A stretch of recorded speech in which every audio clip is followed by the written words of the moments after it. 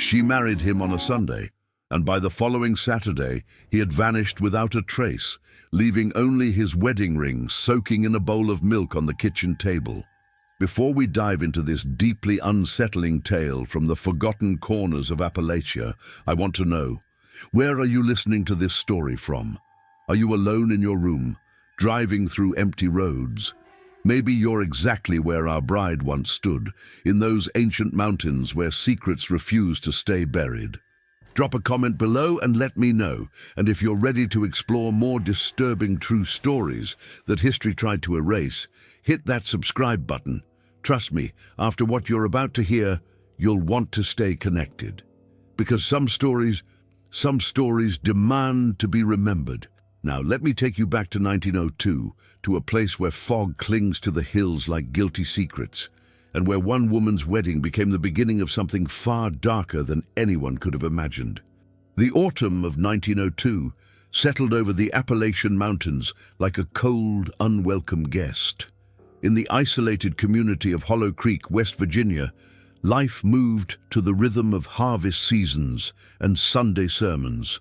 The population barely scratched 200 souls, most of them families who'd worked the same rocky soil for generations. They knew each other's business, each other's sins, and each other's ghosts. It was in this suffocating familiarity that Eleanor Pritchard stood out like a fresh wound. She had arrived in Hollow Creek 6 months earlier, in the spring of that year, accompanying her elderly Aunt Martha, who'd returned to die in the place of her birth. Eleanor was 23, with dark auburn hair that fell past her shoulders and eyes the color of winter moss.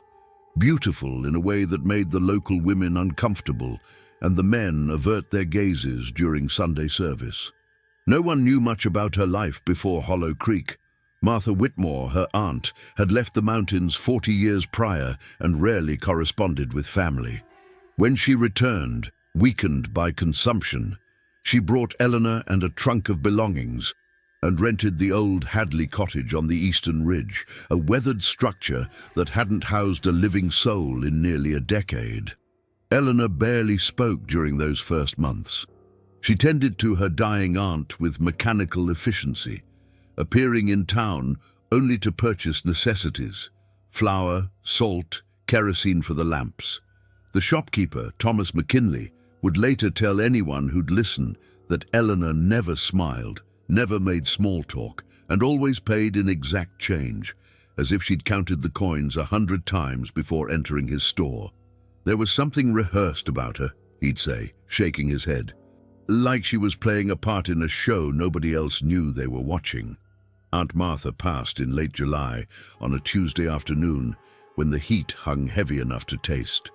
Eleanor organized a modest funeral, stood dry-eyed beside the grave, and returned to the Hadley cottage alone.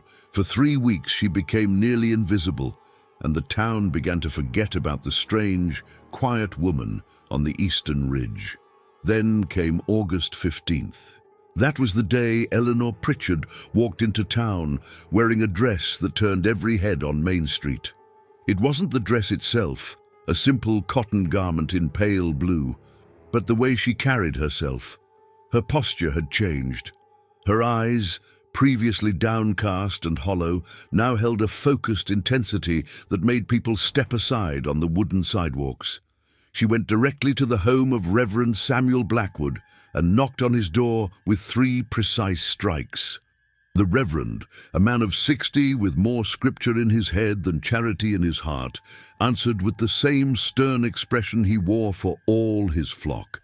But when he saw Eleanor standing there, something in his face softened, or perhaps tightened. Accounts varied. "Miss Pritchard," he said, "what brings you here?" "I'm to be married, Reverend," Eleanor replied, her voice clear and emotionless. "On Sunday next. I need you to perform the ceremony." Reverend Blackwood blinked. "Married? To whom?" "Daniel Carswell." The name hung in the air like smoke from a damp fire. Daniel Carswell was the son of Jacob Carswell, who owned the largest timber operation in 3 counties. Daniel himself was 28, handsome in a rough-hewn way, and known more for his drinking habits than his work ethic. He'd been seen occasionally in Eleanor's presence, walking the ridge road, sitting on her porch steps at dusk.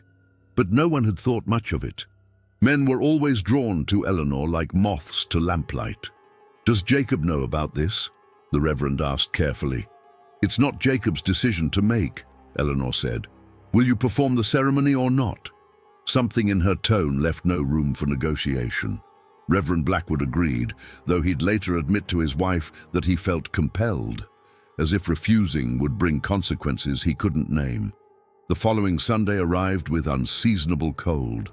A fog had rolled down from the higher elevations, thick and persistent, turning Hollow Creek into a collection of dim shapes and muffled sounds. The ceremony was scheduled for 2 o'clock in the afternoon at the small church that served the community's spiritual needs with more obligation than enthusiasm. Fewer than 15 people attended. Jacob Carswell sat in the front pew, his face carved from stone, neither approving nor objecting, simply present, like a man witnessing an accident he'd known was coming. Daniel's mother had died years before, and his few friends stayed away, whether from disapproval or superstition, no one could say. Eleanor walked down the aisle alone, wearing a white dress that somehow looked older than it should have, as if it had been stored too long in darkness. The fabric was immaculate, but carried a faint yellow tinge, like aged paper. Her face showed no emotion, no joy, no nervousness, nothing. She might have been walking to the gallows with the same expression. Daniel waited at the altar, swaying slightly. "Whiskey breath," the townspeople whispered, "getting married drunk." The ceremony was brief. Reverend Blackwood rushed through the words with unusual speed, as if eager to finish. When he pronounced them man and wife, no one cheered. The couple didn't kiss. They simply turned and walked back down the aisle, Eleanor's white dress trailing behind her like a shroud.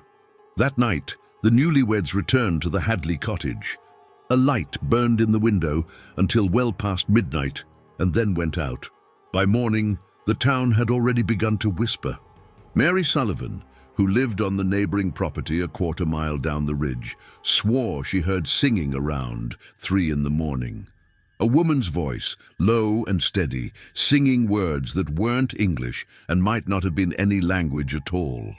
"It crawled into my ears and made my teeth ache," she'd later tell her husband, wrapping her shawl tighter around her shoulders.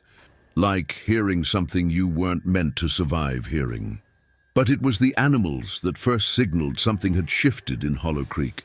That Monday, just 1 day after the wedding, Thomas McKinley's hunting dog, a healthy blue-tick coonhound named Ranger, was found dead in the yard, lying on its side with its legs straight and stiff. No wounds, no foam at the mouth, no signs of poisoning. The dog simply looked as if it had decided to lie down and stop living. On Tuesday, 3 chickens belonging to the Hendersons were discovered the same way, arranged in a neat row outside their coop, as if they'd lined up to die. Wednesday brought a milk cow from the Patterson farm, collapsed in the pasture, its eyes still open and glassy. The pattern was unmistakable, but no one could explain it. Veterinary medicine in 1902 was basic at best, and the closest doctor was a day's ride away.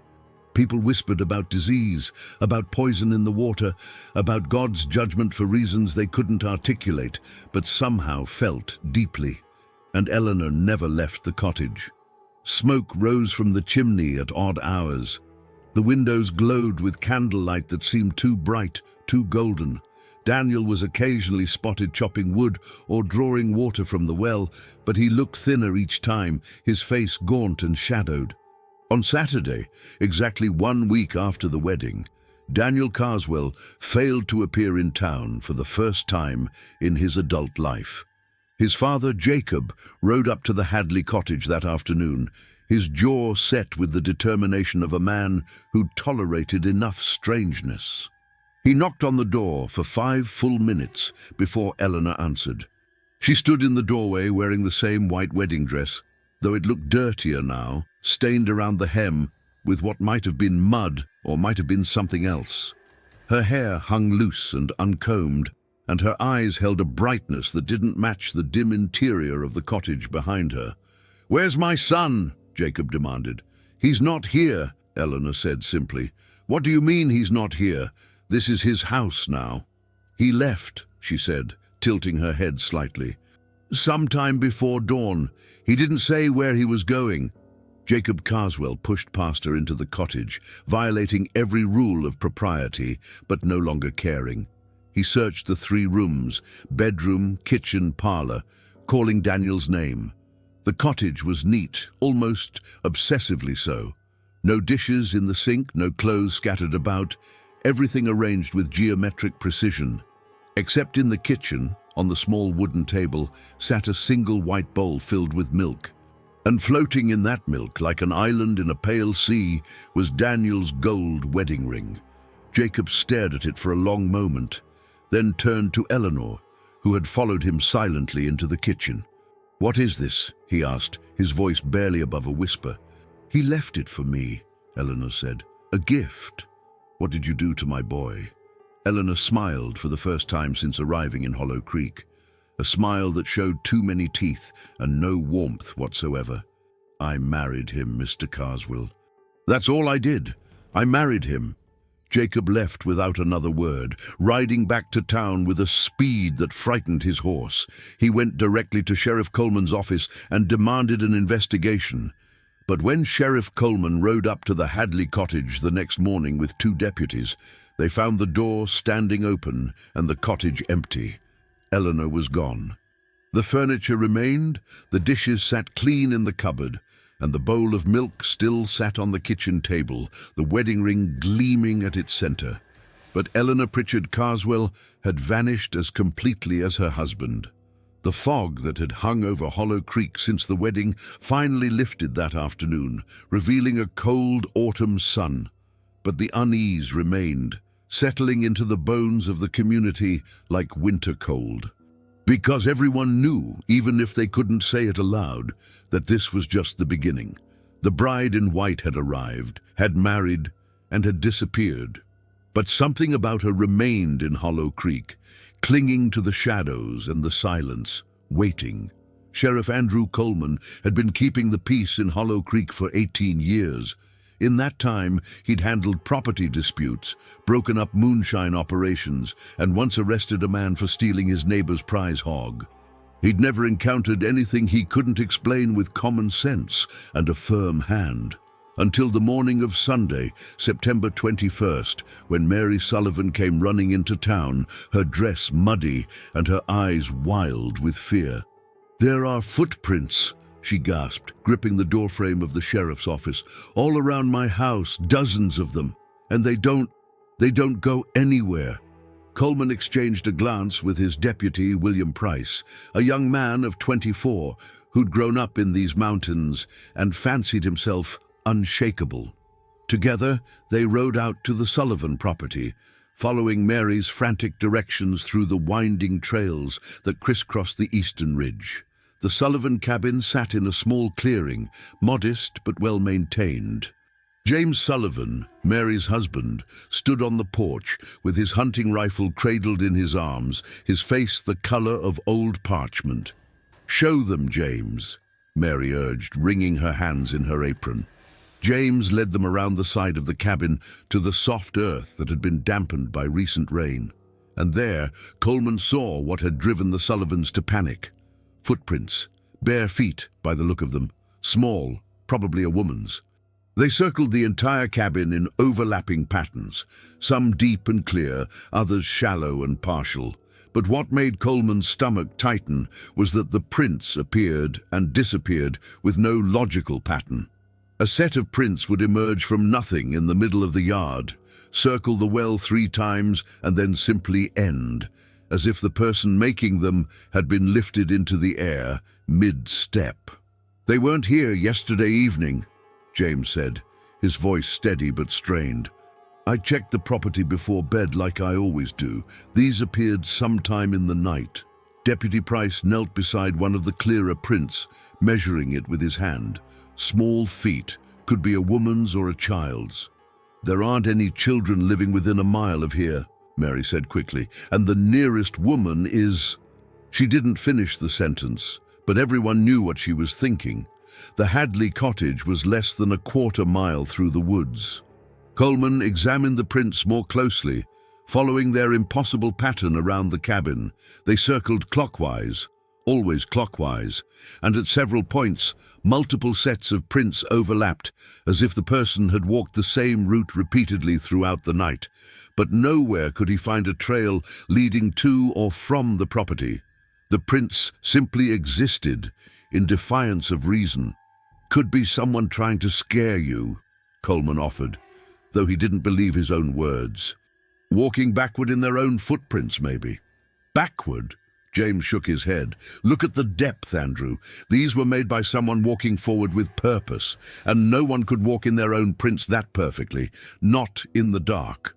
Coleman had to agree. He stood, brushing dirt from his knees, and looked toward the dark line of trees that separated the Sullivan property from the abandoned Hadley cottage. "I'll check the Hadley place again," he said. "Make sure it's still empty." "I'll come with you," Deputy Price said quickly, his earlier bravado evaporating. The two men left the Sullivans and made their way through the forest, following a narrow deer trail that wound between ancient oaks and hickories. The woods were silent, unnaturally so. No birdsong, no rustle of squirrels in the branches, just the sound of their own footsteps crunching through fallen leaves. The Hadley cottage emerged from the trees like a spectre, its weathered boards grey with age and neglect. The door still stood open, exactly as they'd left it 2 weeks earlier when Eleanor had vanished. Coleman approached cautiously, his hand resting on his revolver.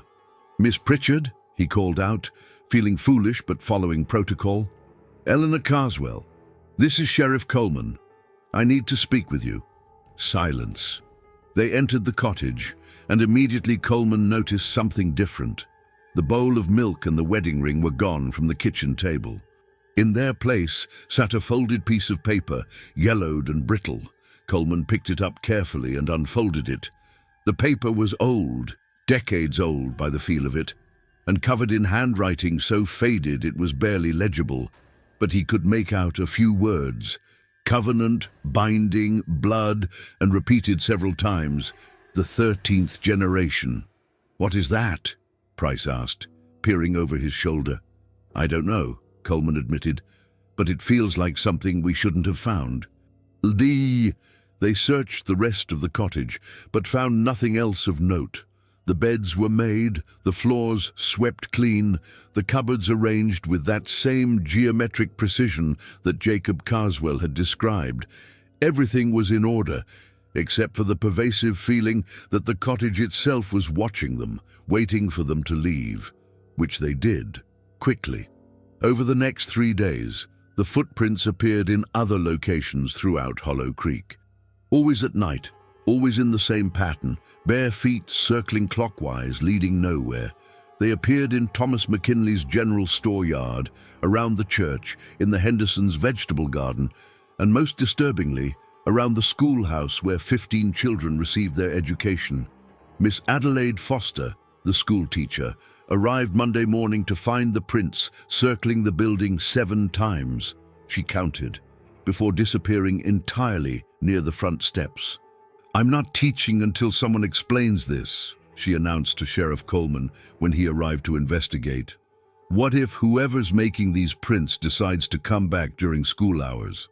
Coleman had no answer for her. He couldn't explain the prints, couldn't track them, couldn't even prove they weren't some elaborate hoax, though every instinct told him this was no prank. Meanwhile, the animal deaths continued. Not every day, but often enough to create a pattern. Always the same. Animals found dead with no visible cause, their bodies arranged with unnatural tidiness. A pair of rabbits outside the Mitchells' farmhouse, lying side by side as if sleeping. A fox on the church steps, its legs tucked beneath it in repose. Reverend Blackwood declared the deaths God's warning to a sinful community, though he couldn't specify what sin required such biblical retribution. Attendance at Sunday services doubled as people sought comfort in familiar rituals and communal prayer. It was during the Wednesday evening prayer meeting that Samuel Winters made his confession. Samuel was 17, the eldest son of Harold Winters, who ran the sawmill. He stood up during the open prayer portion of the service, his face flushed with shame and fear, and spoke in a voice that cracked with emotion. "I saw her," he said. "I saw the bride." The congregation fell silent.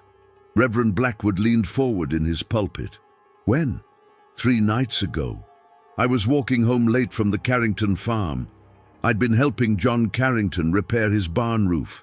I took the ridge trail, and as I passed the Hadley cottage, I saw her standing in the yard."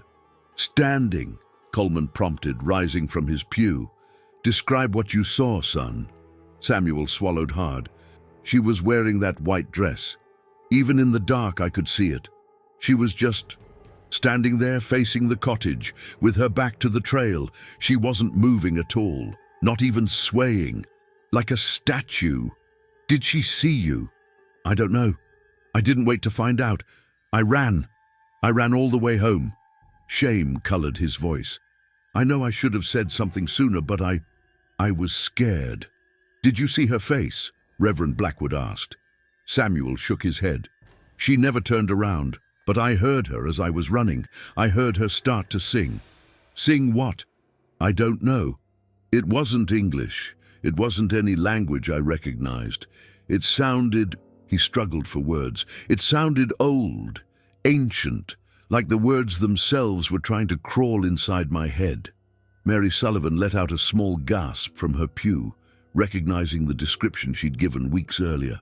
Coleman questioned Samuel for another 10 minutes, but the boy had nothing more to add. He'd seen a figure in white, heard incomprehensible singing, and fled in terror. Whether the figure was actually Eleanor Carswell or something else entirely, Samuel couldn't say. But that night, after the prayer meeting ended and families returned to their homes, Sheriff Coleman sat in his office with Deputy Price and the folded paper they'd found in the Hadley cottage. He'd shown it to Reverend Blackwood, who'd blanched upon reading it and declared it blasphemous, refusing to translate the partial text. "We need to find Daniel Carswell," Coleman said finally. "Dead or alive, until we know what happened to him, none of this makes sense." "Where would we even start?" Price asked. "He could be anywhere. Could have run off to Kentucky or Tennessee or he never left Hollow Creek at all," Coleman interrupted quietly. The implication hung between them like smoke. On Thursday morning, Coleman organized a search party. 20 men from the community volunteered, armed with rifles and grim determination. They divided into 4 groups and began a systematic sweep of the eastern ridge, focusing on the area around the Hadley cottage. They found Daniel Carswell just before noon. He was sitting against an oak tree about 100 yards from the cottage, deep in the woods, where the canopy grew thick enough to block most of the sunlight. At first, they thought he was resting. Then they thought he was sleeping. Then they realized he'd been dead for at least 2 weeks. His body showed no signs of violence, no decomposition that should have occurred in that time. He looked peaceful, almost serene, his eyes closed and his hands folded in his lap. But when the doctor finally arrived from the neighboring county that evening, he could find no cause of death, no wound, no poison, no disease. Daniel's heart had simply stopped. "It's as if he sat down and willed himself to die," the doctor said, baffled. "I've never seen anything like it." They buried Daniel Carswell the next day in the church cemetery beside his mother. Jacob Carswell stood by the grave with dry eyes, a man who'd already grieved and moved past grief into something harder and colder.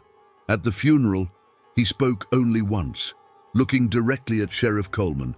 "Find that woman. Find out what she did to my boy." But Eleanor Pritchard Carswell had vanished as completely as smoke on wind. No one had seen her since Jacob's visit to the cottage.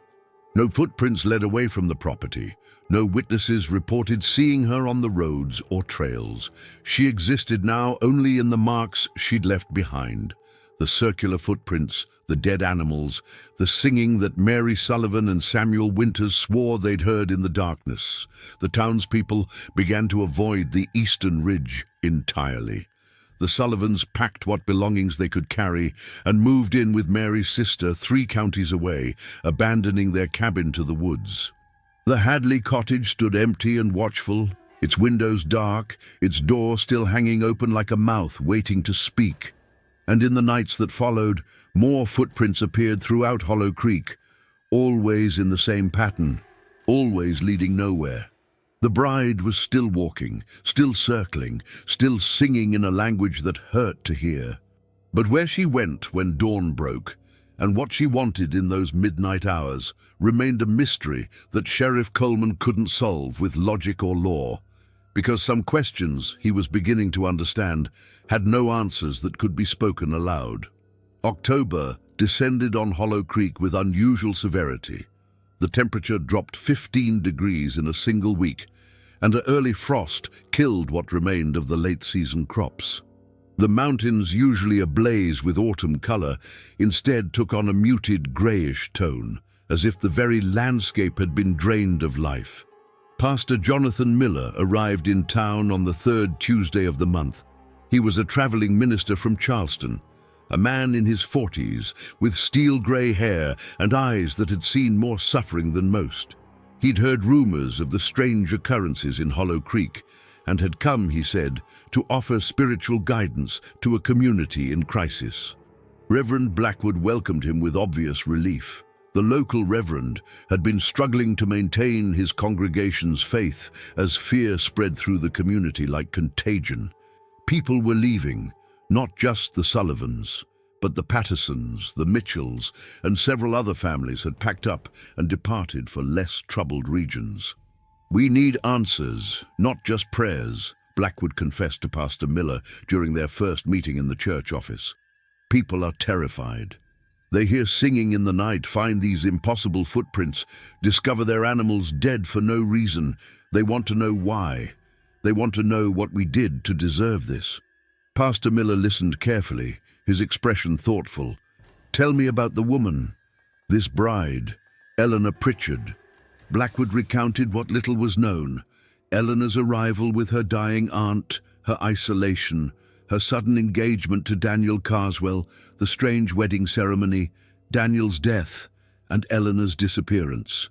He showed Pastor Miller the yellowed paper that Sheriff Coleman had found in the Hadley cottage. Miller studied the document for a long time, his lips moving silently as he traced the faded words with his finger. Finally, he looked up, and Blackwood saw something in the pastor's eyes that frightened him more than anything that had happened so far. Recognition. "Have you ever heard of the Melungeon people?" Miller asked quietly. Blackwood frowned. "The mixed-race communities in the mountains. I've heard rumors, but not just mixed race.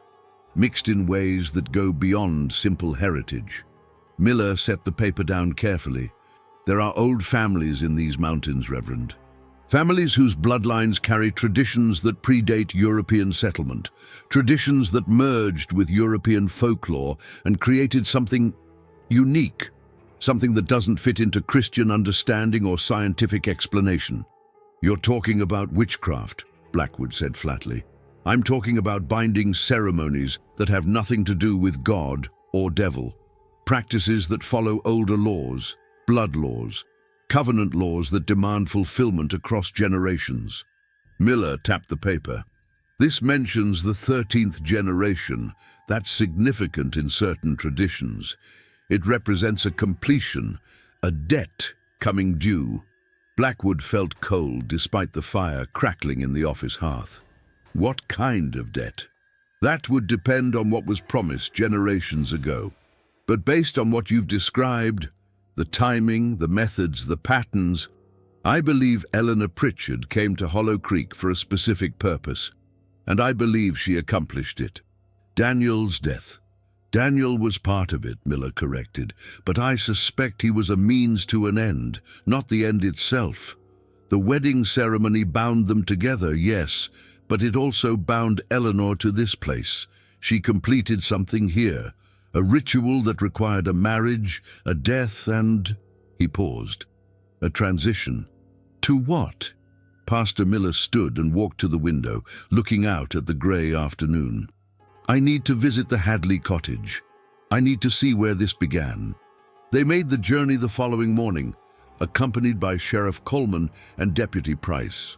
The path to the eastern ridge seemed longer than usual, the forest closing in around them with an oppressive weight. Even in daylight, shadows pooled thick between the trees, and that unnatural silence persisted. No birds, no insects, nothing but their own breathing and footsteps. The Hadley cottage stood exactly as it had been, door open, interior visible in the morning light. But as they approached, Pastor Miller raised his hand, stopping the group. "Do you hear that?" he asked. They listened. At first, Coleman heard nothing. Then, so faint it might have been imagination, came the sound of singing. A woman's voice, distant and distorted, as if carried on wind that didn't exist. "That's it," Deputy Price whispered. "That's what Samuel Winters described." The singing was wordless, or at least in no language Coleman recognized. It rose and fell in patterns that felt wrong somehow, rhythms that didn't match any music Coleman had ever heard. It wasn't coming from the cottage itself, but from somewhere deeper in the woods, shifting direction like a living thing. Pastor Miller closed his eyes, listening intently. When he opened them again, his face was pale but resolved. "She's marking territory," he said, "claiming ground, the footprints, the circling patterns. She's creating boundaries." Boundaries for what?" Coleman demanded. "For what comes next?" Before anyone could respond, the singing stopped abruptly. The silence that followed was so complete it felt physical, pressing against Coleman's ears like deep water. Then, from inside the cottage, came the sound of footsteps. Slow, deliberate footsteps crossing the wooden floor. Everyone heard them clearly, but through the open door, they could see the cottage's interior was empty. Deputy Price took a step backward. "There's nobody in there." The footsteps continued, walking from the bedroom to the kitchen, then back again. The floorboards creaked under invisible weight. Pastor Miller pulled a small leather journal from his coat pocket and began writing rapidly. "How long has this been happening?" "This is the first time we've heard footsteps inside," Coleman said, his hand on his revolver, though he knew it would be useless. "The singing's been reported for weeks. But this..." The footsteps stopped. For several heartbeats, nothing happened. Then every window in the cottage slammed shut simultaneously, the glass rattling in their frames.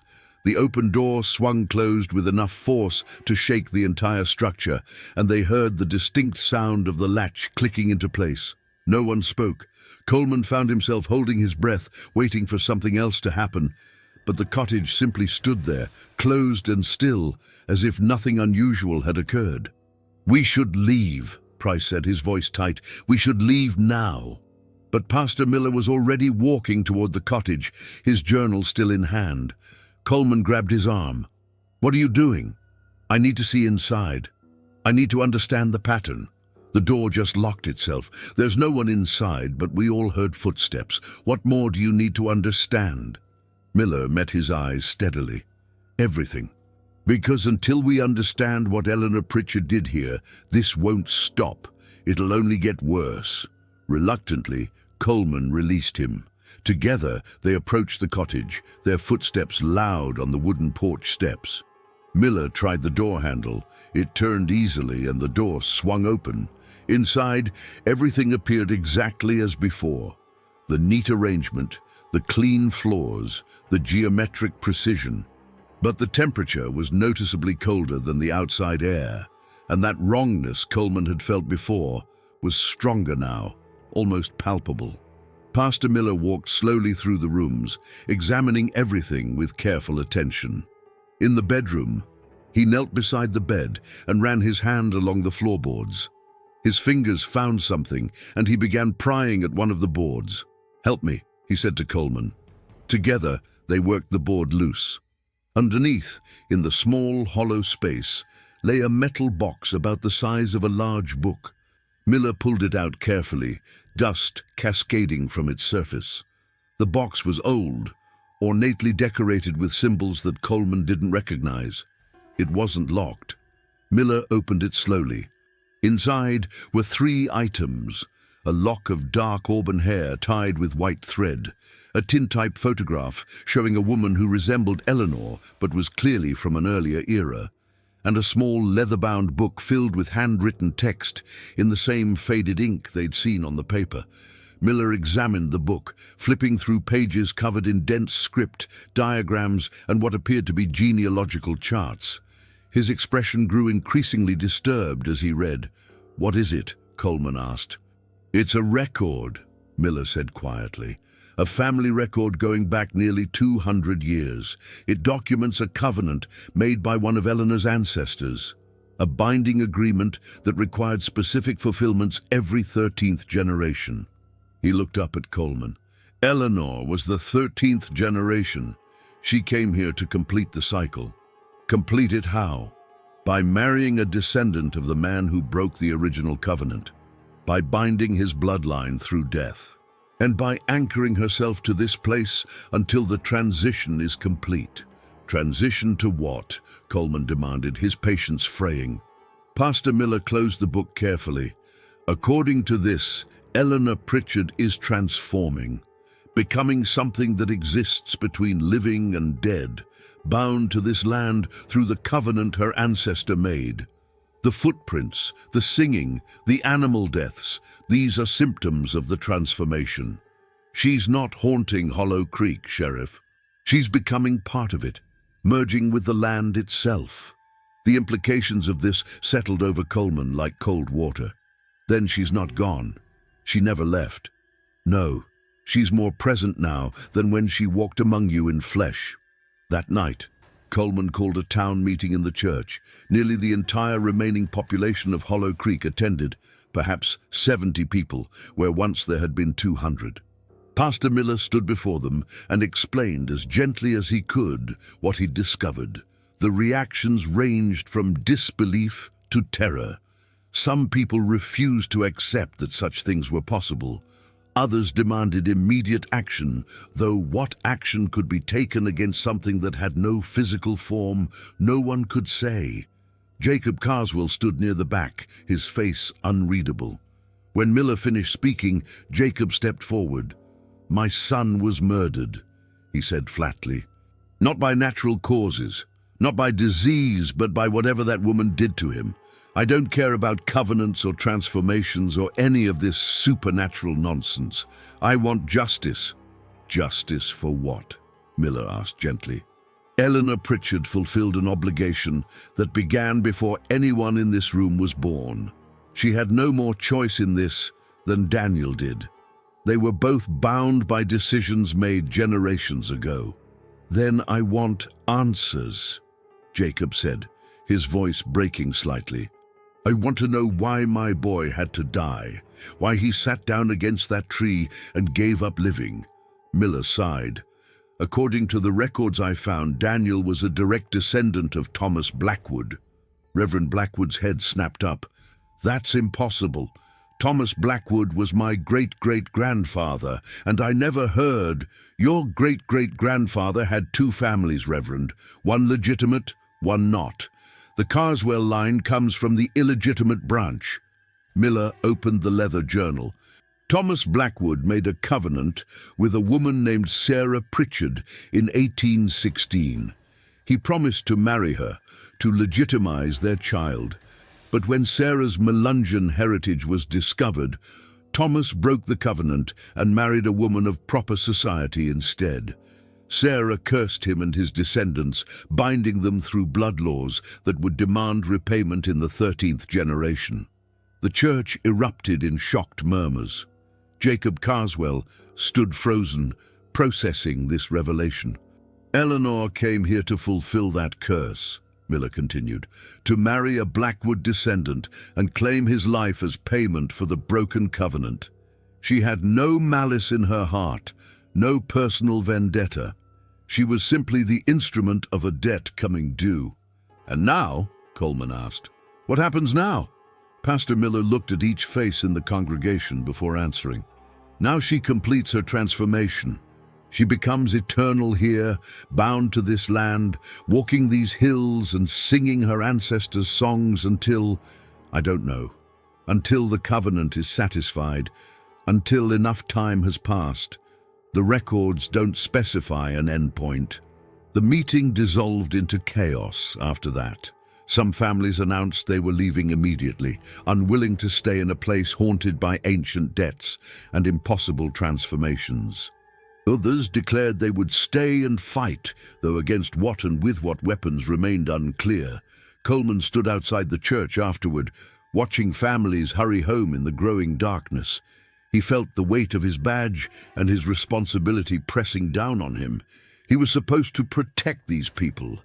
But how could he protect them from something that existed in the spaces between life and death, that walked without feet and sang without voice?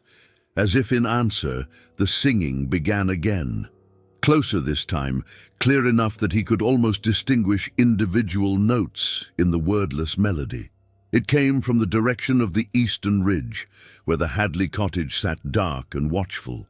And for the first time since this began, Sheriff Andrew Coleman felt something he'd never experienced in 18 years of law enforcement: complete, paralyzing helplessness. Because Pastor Miller was right. This wasn't something that could be stopped with guns or laws or righteous determination. This was something that would simply continue, inevitable as the turning seasons, until the debt was paid in full. The final week of October brought snow to the Appalachian Mountains, unseasonable and heavy, blanketing Hollow Creek in white silence. The temperature plummeted to record lows, and the few families who remained huddled in their homes, burning through winter supplies weeks ahead of schedule. The singing continued every night, sometimes close enough that people swore they could feel the vibrations in their chests, other times distant and ethereal. The footprints appeared in the fresh snow with increasing frequency. Not just circles now, but intricate patterns that looked almost like writing in some unknown alphabet. On October 26th, the Henderson family's youngest child, 6-year-old Emma, disappeared. Margaret Henderson discovered her daughter missing just after dawn. Emma's bed was empty, the covers thrown back, the window beside her bed standing wide open despite the freezing temperature. In the fresh snow outside that window, small footprints led away from the house, barefoot child's feet that walked in a straight line toward the forest. Sheriff Coleman organized an immediate search party, though only 8 men volunteered. Everyone else was either gone or too frightened to venture into the woods. They followed Emma's footprints through the snow, tracking them along the deer paths that wound between the trees. The prints led directly to the Hadley cottage. There, Emma's footprints stopped at the porch steps, where they were joined by another set of prints, bare adult feet, the same size as the mysterious tracks that had been appearing throughout Hollow Creek. The 2 sets of prints circled the cottage 3 times together, always clockwise, before both simply ended in the middle of the yard with no indication of where the walkers had gone. "Emma!" Margaret Henderson screamed, rushing past Coleman toward the cottage.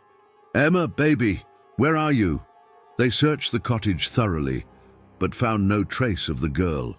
The metal box that Pastor Miller had discovered was gone from its hiding place under the floorboards. Every other detail remained the same. The geometric arrangement, the cold interior, the pervasive sense of wrongness. Emma Henderson was never found. Not her body, not a piece of her clothing, not a single strand of her blonde hair. She had simply walked into the snow, following invisible footprints, and vanished from the world. That was the breaking point for Hollow Creek. Within 2 days, 30 more people had packed up and left. The exodus accelerated as families realized that staying meant risking their children, their sanity, their lives. The general store closed. The schoolhouse locked its doors.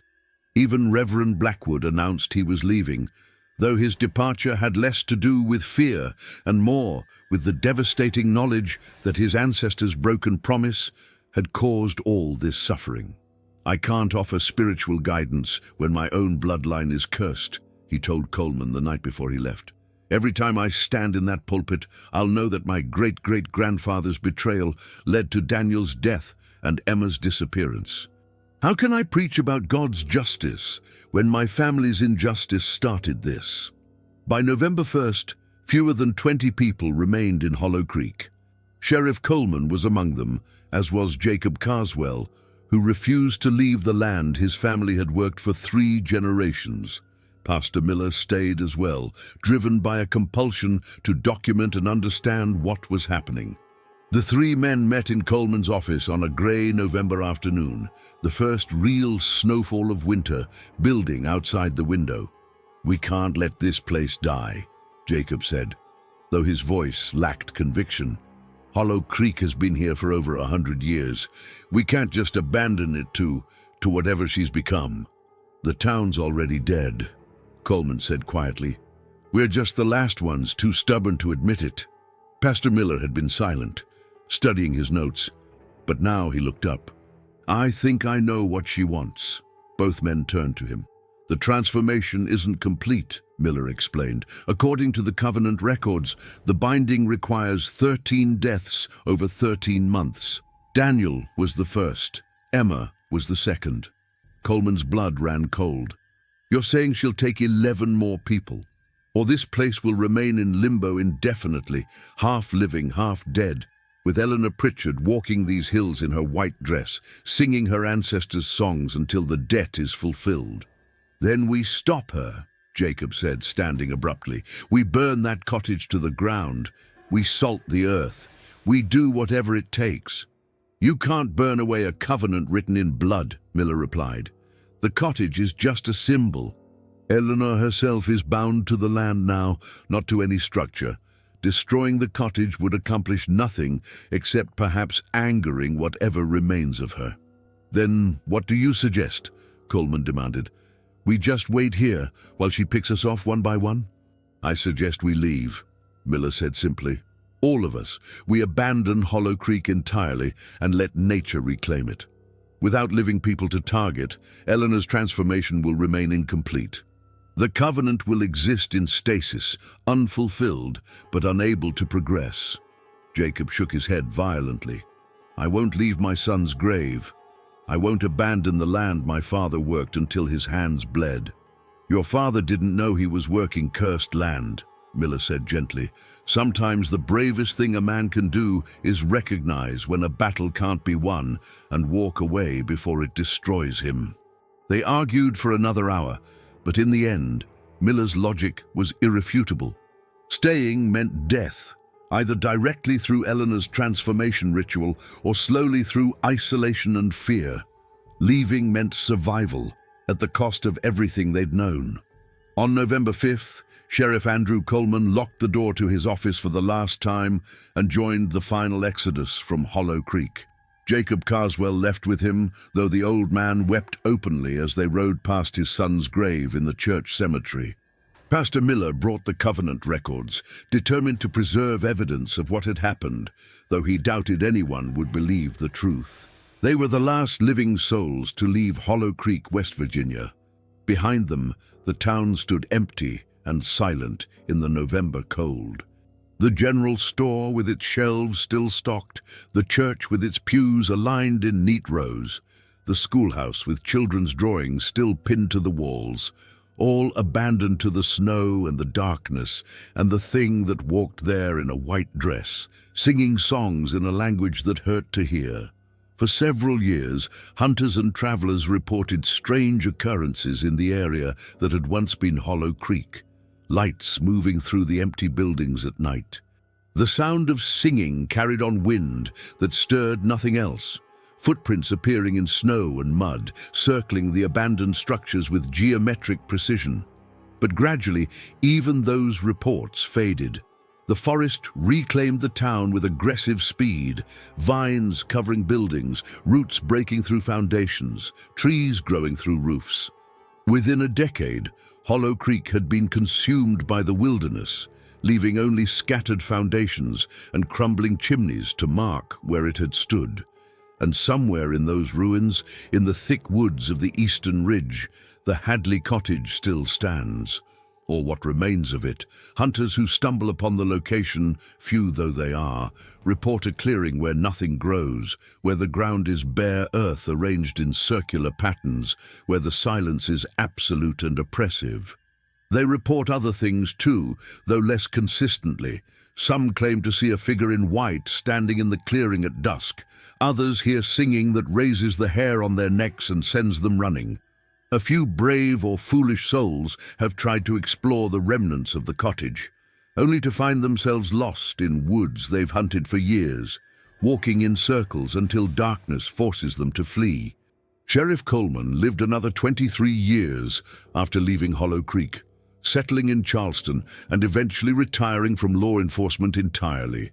He never spoke publicly about what happened in that mountain town, but his private journals, discovered after his death, contain detailed accounts of everything he witnessed.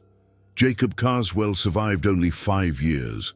He drank himself to death in a boarding house in Morgantown, his last words reportedly being, "She's still singing.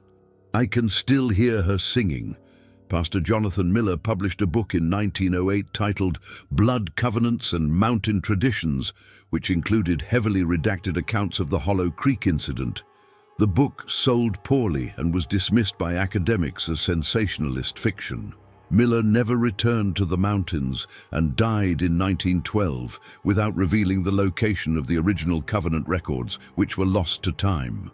The official records show that Hollow Creek was abandoned due to economic hardship and harsh winters that made the location untenable. No mention is made of mysterious deaths, disappearing children, or impossible footprints. The town simply ceased to exist in 1902, and its few remaining residents dispersed to other communities throughout West Virginia and beyond. But the old-timers in the surrounding regions still tell stories. They warn young people about hiking too deep into the eastern mountains, about following lights or music in the forest, about clearings where nothing grows and the air feels wrong. They don't use Eleanor Pritchard's name.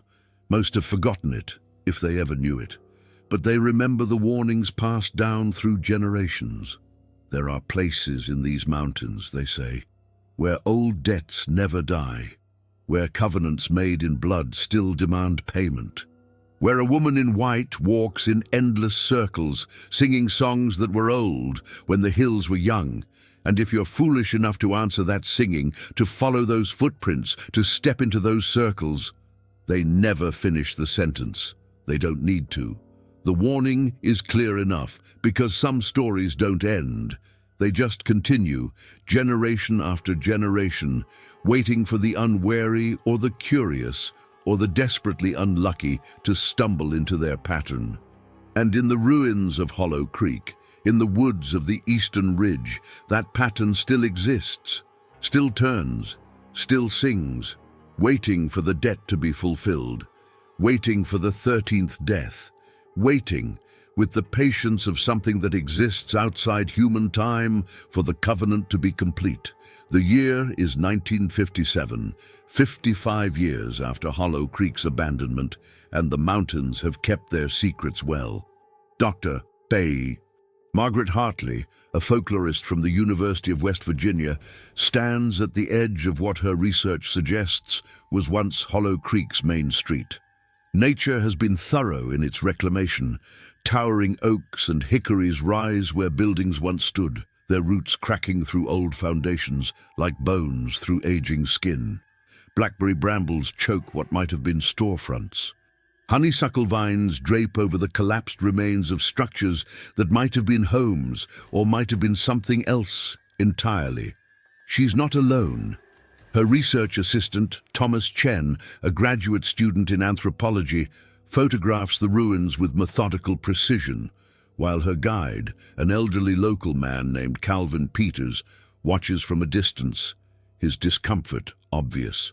"I told you this was a waste of time," Calvin says for the 3rd time since they arrived that morning. "Ain't nothing here but trees and ghosts. Ghosts don't interest me, Dr. Hartley replies, brushing aside a low-hanging branch. But the historical record of why this community disappeared does. Towns don't just vanish, Mr. Peters. There's always a reason. Sometimes the reason ain't something people want to remember, Calvin mutters. Dr. Hartley has spent the past 2 years researching abandoned Appalachian communities, documenting the economic and social factors that led to their decline. Hollow Creek represents an anomaly in her research, a thriving town that abruptly ceased to exist with minimal documentation and no clear economic cause. The census records end in 1902. Property deeds were never transferred. The few scattered references in surrounding communities' records mention Hollow Creek as if it were a place people preferred not to discuss.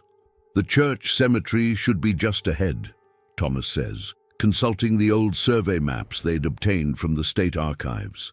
If the maps are accurate, they find it after another 20 minutes of difficult hiking through dense undergrowth. The cemetery is in better condition than the town. Stone markers resist nature more effectively than wooden structures. Most of the headstones are still standing, though covered in moss and lichen. Dates range from the early 1800s through 1902, then stop abruptly.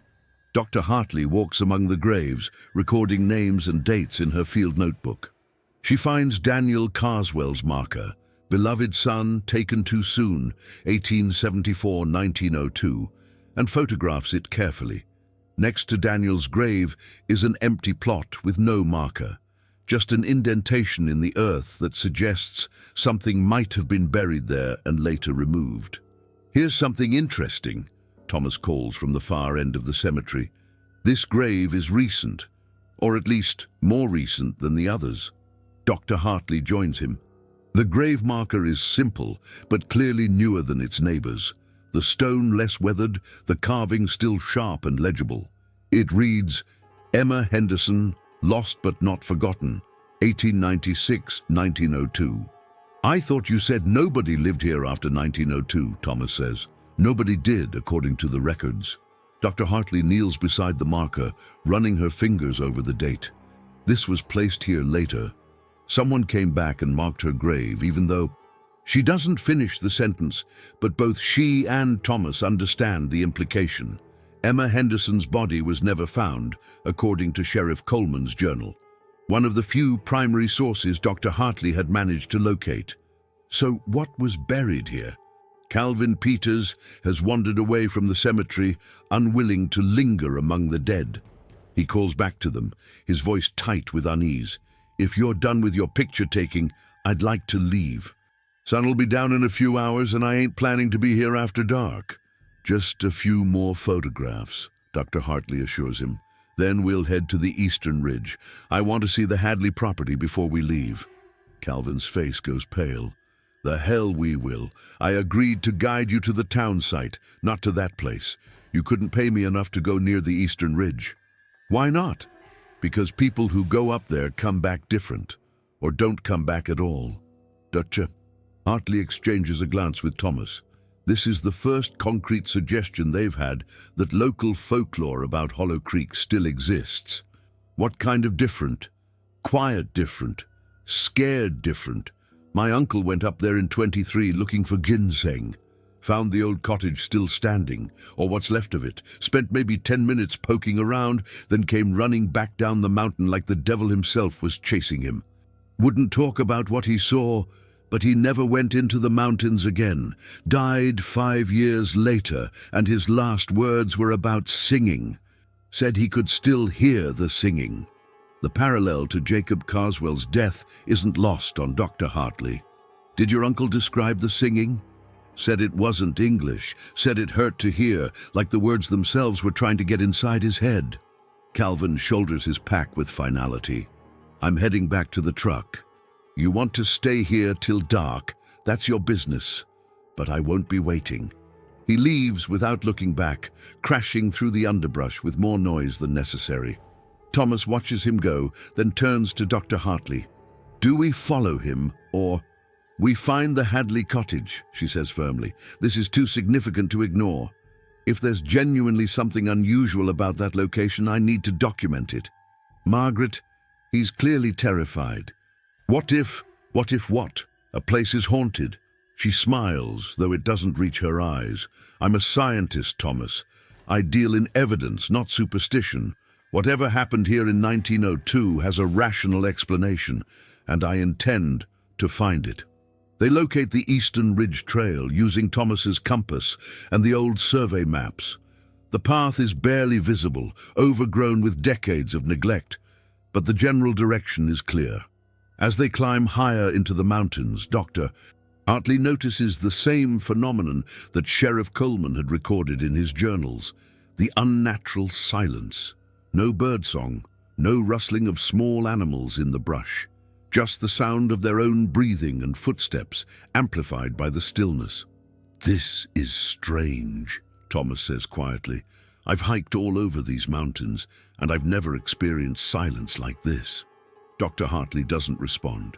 She's focused on the path ahead, where a clearing is becoming visible through the trees, an open space where the canopy breaks and afternoon light filters down.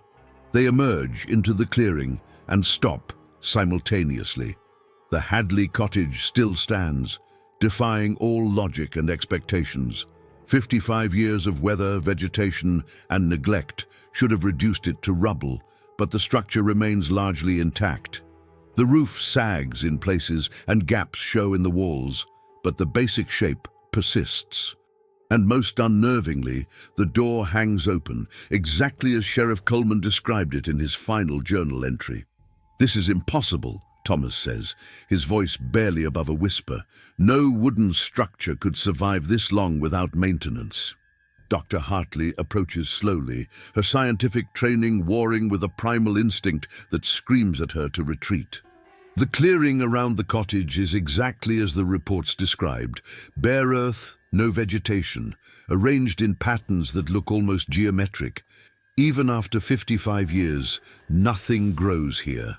She pulls out her camera and begins photographing, documenting everything with methodical precision. The cottage's exterior, the bare ground, the patterns in the earth. Thomas joins her, taking measurements, making notes, trying to apply academic rigor to something that feels fundamentally wrong. Inside the cottage, they find the same geometric arrangement that Miller and Coleman had described. Dust covers everything in thick layers, but underneath that dust, objects remain organized with impossible precision. A chair sits at a table at an exact 90-degree angle. Dishes in the cupboard are aligned with mathematical accuracy. Even the floorboards show patterns, alternating widths, specific wear marks, creating a design that might be decorative or might be something else entirely. "Look at this," Thomas says from the bedroom. He's kneeling beside the same floorboards where Pastor Miller found the metal box. The boards are still loose, and when Thomas lifts them, they find the hollow space underneath. Empty now, except for one item, a photograph. Dr. Hartley picks it up carefully. It's a tintype similar to the one Miller had described in his book, but this one shows two women. One is clearly Eleanor Pritchard, the same face from the photograph in the metal box. The other is younger, perhaps 16 or 17, with dark hair and eyes that stare directly at the camera with unsettling intensity. Written on the back in faded ink, "Sarah and Eleanor Pritchard, 1816. "That's impossible," Dr. Hartley says immediately. "Photography didn't exist in 1816. The earliest photographs weren't made until the 1820s, and even then..." She stops, because she's seen the date with her own eyes, written in what appears to be period ink. The photograph itself shows all the characteristics of early tintype photography, which didn't exist until the 1850s at the earliest. "Someone doctored this," she says, though she doesn't believe her own words. "Added the date later as some kind of hoax." "Why?" Thomas asks. "Who would bother creating an elaborate hoax for a town that's been dead for 50 years? Before Dr. Hartley can respond, they hear it. Singing. It starts low and distant, barely audible, like wind through grass. Then it grows clearer, closer, a woman's voice carrying a melody that follows no musical scale Dr. Hartley recognizes. The words, if they are words, sound ancient, predating any language she's studied, and it's coming from directly outside the cottage. Thomas moves toward the window, but Dr. Hartley grabs his arm. "Don't. We need to see—" "No, we don't." She's surprised by the certainty in her own voice. "We need to leave. Now." They gather their equipment with shaking hands, stuffing cameras and notebooks into bags, with none of their earlier methodical care. The singing continues, circling the cottage in that same clockwise pattern described in every historical account. As they move toward the door, Dr. Hartley sees something that makes her blood run cold. Footprints in the dust on the floor. Fresh footprints, small bare feet that weren't there when they entered. The prints circle the interior of the cottage, passing within inches of where Thomas photographed the bedroom, where Dr. Hartley examined the kitchen. Whoever made them walked through the cottage while they were inside, and neither of them heard a thing. They run. The Eastern Ridge Trail has never seemed longer. Behind them, the singing follows. Sometimes close enough that Dr. Hartley swears she can feel breath on the back of her neck, sometimes distant enough to be imagined. They don't stop running until they reach Calvin Peters' truck, parked where they'd left it hours earlier. Calvin is waiting, his face set in an expression of grim vindication. "You went up there, didn't you?" Dr. Hartley can't speak. She's gasping for air, her academic composure completely shattered. Thomas manages a nod. "Goddamn fools," Calvin mutters, starting the engine. "Both of you." They drive in silence back to the main road, leaving the mountains behind. But as the truck rounds the final curve, Dr. Hartley looks back and sees a figure standing at the edge of the tree line, where the trail begins. A woman in white, too far away to make out features, but the dress is unmistakable even at this distance. Dr. Hartley closes her eyes and doesn't look back again. She returns to the university and writes a comprehensive report on the Hollow Creek expedition. It's academic, measured, focused on economic factors and migration patterns. She makes no mention of the singing, the footprints, or the figure in white. The photograph she found in the cottage goes into a file box marked "Unexplained Artifacts" and is never published. Thomas Chen transfers to a different program the following semester, citing a change in research interests. He burns his field notes from the Hollow Creek trip and refuses to discuss the expedition with anyone. Dr.